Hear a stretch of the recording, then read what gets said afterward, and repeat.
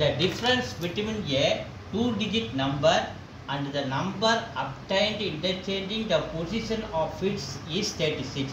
What is the difference between the two digit of that number? அவங்க என்ன சொல்றாங்க, ஒரு நம்பர் சொல்றாங்க.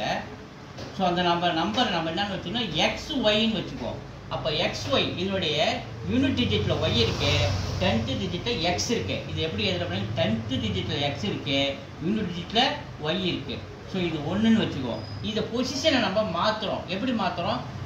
YXன்னு மாற்றுறோம். அப்போ யூனிட் டிஜிட்டில் X இருக்கு, 10th டிஜிட்டில் Y இருக்கு.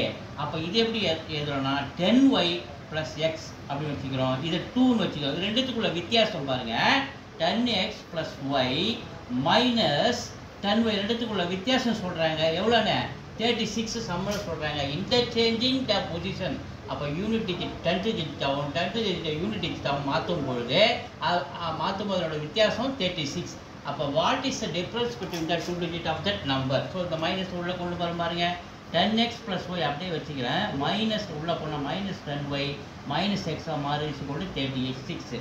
ஸோ 10Xல ஒரு X போச்சுன்னா 9X.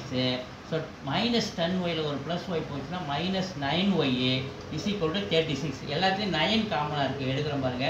ஸோ 9 டிவைட் பண்ண 1 டைம்ஸ், இது 9 டிவைட் பண்ண 1 டைம்ஸ், 9 டிவைட் பண்ணால் 4 டைம்ஸ்.